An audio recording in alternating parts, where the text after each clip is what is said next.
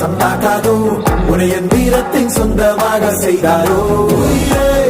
உயிரே உயிரே